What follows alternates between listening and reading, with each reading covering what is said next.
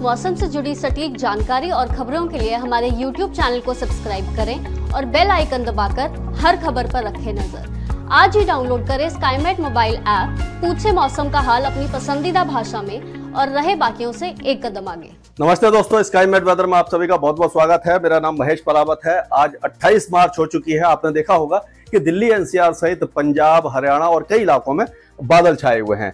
अगर बादलों का हम पिक्चर देखें तो आप देखिए कि जम्मू कश्मीर, गिलगित बाल्टिस्तान, मुजफ्फराबाद, लद्दाख, हिमाचल और उत्तराखंड में काफी घने बादल हैं और यहाँ पर स्नोफॉल भी ऊंचे पहाड़ों पर हो रहा है। निचले इलाकों में बारिश हो रही है।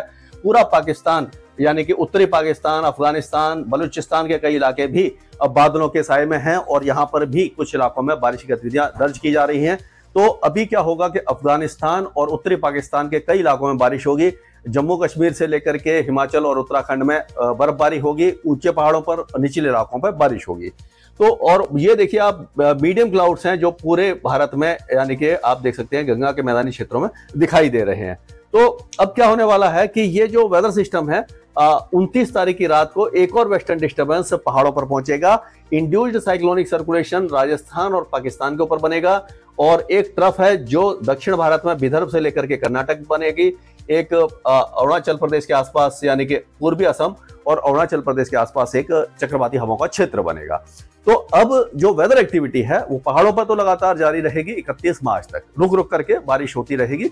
बहुत ज्यादा हैवी रेन नहीं होगी, लेकिन अगले 24 घंटों में ऐसा लग रहा है कि पंजाब और हरियाणा के कई इलाकों में हल्की बारिश, एक दो स्थानों पर मॉडरेट स्पेल हो सकता है। दिल्ली एनसीआर में भी छुटपुट बौछारें दिखाई दे सकती हैं। उसी तरह से जो राजस्थान के उत्तरी जिले हैं यहां पर भी हल्की बारिश की संभावना हमें नजर आ रही है। कुछ इलाकों में लाइट रेन हो सकती है, जैसे कि चुरू, गंगानगर, हनुमानगढ़, बीकानेर, ये जो इलाके हैं यहाँ पर बहुत हल्की बारिश की संभावना नजर आ रही है। लेकिन ये बारिश ऐसी होगी कि फसलों को नुकसान नहीं होगा। और जो पश्चिमी उत्तर प्रदेश है यहाँ पर भी एक दो स्थानों पर हल्की बौछारें दिखाई दे सकती हैं, लेकिन मध्य और पूर्वी उत्तर प्रदेश जो है वो पूरी तरह शुष्क रहेगा। बादल वगैरह छा सकते हैं, लेकिन बारिश की संभावना हमें दिखाई नहीं दे रही है। अगर हम बिहार और झारखंड की बात करें तो बिहार और झारखंड में भी बादल अगले 24 घंटों तक छाएंगे, लेकिन बारिश की संभावना इस इलाके में दिखाई नहीं दे रही है। और सबसे बड़ी बात यह है कि जो गंगे पश्चिम बंगाल है और उप हिमालय पश्चिम बंगाल, यहाँ पर हल्की फुल्की बारिश की गतिविधियां जारी रह सकती हैं, मतलब हो सकती है। और पूर्वोत्तर राज्यों में खास करके पूर्वी असम और अरुणाचल प्रदेश में एक दो स्थानों पर भारी बारिश हो सकती है, तेज बारिश हो सकती है। नागालैंड, मणिपुर, मिजोरम, त्रिपुरा और मेघालय में भी हल्की बौछारें पड़ने की संभावना हमें दिखाई दे रही है। उड़ीसा का मौसम लगभग शुष्क बना रहेगा।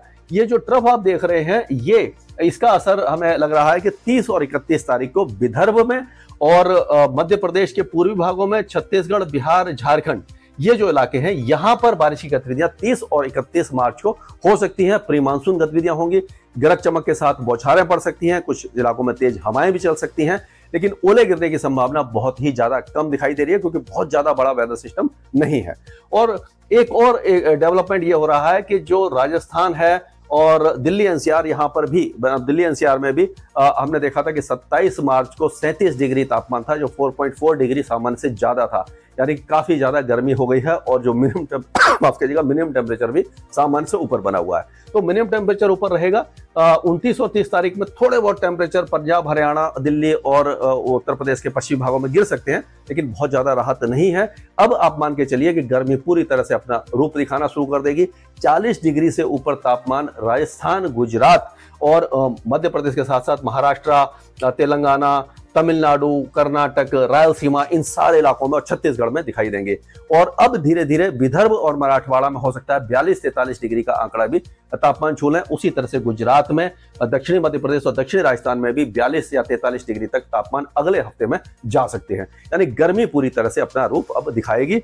और अगर हम दक्षिण भारत की बात करें तो केरल में अगले 2 दिनों के दौरान लाइट टू मॉडरेट रेन हो सकती है। तमिलनाडु, आंध्र प्रदेश, कर्नाटक और तेलंगाना ये पूरी तरह शुष्क रहेंगे। अंडमान और निकोबार द्वीप समूह के दक्षिणी द्वीप में हल्की फुल्की बारिश हो सकती है।